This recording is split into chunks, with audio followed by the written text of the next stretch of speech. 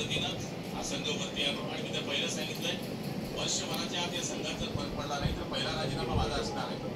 मी आपल्याला खात्रीपूर्वक सांगतो ही निवडणूक आम्ही आमच्या स्वतःच्या शौक करता विज्ञान करता विज्ञान करता. बरोबर आहे. त्यांनी सांगितलं की आम्ही राजीनामा देऊ पहिला मी असं.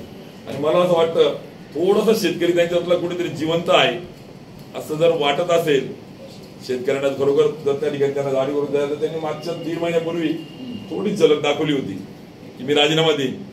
याचा अर्थ दूध संस्थेमध्ये त्या ठिकाणी काळभोर सुरू आहे, त्या ठिकाणी अफरातफर सुरू आहे. त्यांनी स्पष्ट सांगितलं ऍप डेव्हलप होत नाही. त्यांनी स्पष्ट सांगितलं की ते बोलताना बोलले दुर्दैवाने जिओ टॅगिंग बोलले पण चला टॅगिंगवर आणले घरी. आमचा गुलाब भाऊंचा थोडा वेळ कमी मिळतो अभ्यासाला. जिओ टॅगिंग विहीर फळबाग किंवा घरकुलाचा करत असतो आपण, दुधाचा संदर्भात इयर टॅगिंग करत असतो, कानाचा टॅगिंग करत असतो. पण आमचे गुलाब भाऊ जिओ टॅगिंग पर्यंत तरी पोहोचले आता या पंचवार्षिकला. त्यामुळे हरकत नाही, ते थोड्या पुढच्या पंचवार्षिकला जातील कानाच्या टॅगिंग पर्यंत. गुरांचं इयर टॅगिंग करून अनुदान द्यायचं असतं. पण त्या सगळ्या संदर्भात त्या ठिकाणी त्यांनी मान्य केलं की आम्ही अनुदान देऊ शकत नाही. महत्वाचा बाब ती आहे. मला त्यांच्या अभ्यास न करण्यावर जायचं नाहीये, मला लाभ मिळून द्या कशाही पद्धतीने, आम्हाला काही घेणं देणं नाही. तुम्ही त्या ठिकाणी अभ्यास करा नका करू, खमक्यापणाने न्याय मिळून द्या, आम्हाला अभिमान राहील त्या ठिकाणी. पण दुर्दैवाने भाऊ आदरणीय गुलाब भाऊ शेतकऱ्यांचे कैवारी, शेतकऱ्यांच्यासाठी शिंगाडे हातात घेणारे. मग मी पुढचं वाक्य बोलू नये अशी माझी इच्छा आहे. त्याचा आदर सन्मान राखावा. मी जर सोंगाड्या बोलतो त्यांना राग येतो.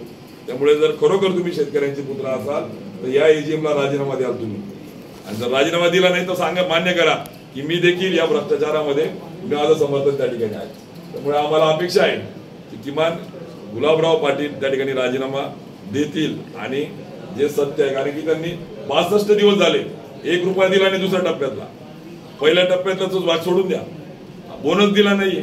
आणि मग तुम्ही का म्हणून त्या ठिकाणी संस्थेवर एका बाजूला सांगतात या अशा पद्धतीने आम्ही करू, आणि म्हणून तो आमचा आक्षेप त्या ठिकाणी आहे. नंबर 3 की खरं तर कोऑपरेटिव्ह मध्ये सभासद संख्या जी होती, ज्यावेळेस सन्माननीय प्रमोद बापू संचालक होते, 14-15ला 509 संस्था होत्या, 15-16ला 511 संस्था झाल्या, 16-17ला 523 संस्था झाल्या, 17-18ला 555 संस्था झाल्या, 18-19ला 576 झाल्या, 19-20ला 640 झाल्या. तुम्ही लक्षात घ्या, 20-21ला 672 झाल्या, 21-22ला 701 झाल्या. म्हणजे चढत्या क्रमाने संस्था वाढत गेल्या. 500 वरून 700 वर म्हणजे 200 संस्था वाढल्या सहकारी दूध देणाऱ्या. मात्र 22-23ला हे आले आणि 23-24ला हे आले, केवळ 8 आणि 10 संस्था वाढलेल्या आहेत. म्हणजे दूध संस्था सहकारी त्यांनी खरेदी पूर्णपणे थांबून, या उलट खाली दुधाची क्वांटिटी पाहिली तर तेवढीच राहिलेली आहे. म्हणजे दूध येतं कोणाचं आहे, दूध येतं कुठून आहे? कोऑपरेटिव्ह संस्थांचे प्रस्ताव प्रलंबित माझ्याकडे यादी आज 25 संस्थांची.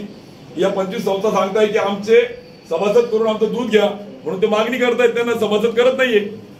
आणि दुसऱ्या बाजूला खासगी संस्थातून दूध घेत आहेत. म्हणजे कोऑपरेटिव्ह हे यासाठी असतं की या सगळ्या याच्यातून इक्वल प्रॉस्पेरिटीचा मी मागाशी उल्लेख केला, सगळ्यांना सोबत घेऊन सहकारातून समृद्धी व्हायच्या ऐवजी सहकारातून स्वहा व्हायला लागतंय.